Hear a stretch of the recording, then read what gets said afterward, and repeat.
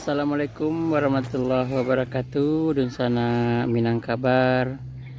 Kali ini Minangkabar hadir di depan rumah Angkulare Padang Karambi ya, bertempat di Payakumbuh.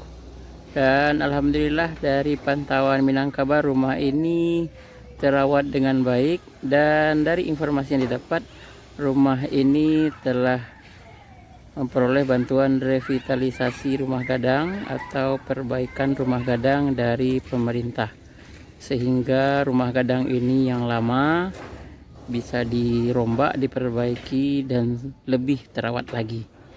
Begitu saja laporan singkat kami dari Minangkabar. Berbagi kabar ranah Minang melaporkan.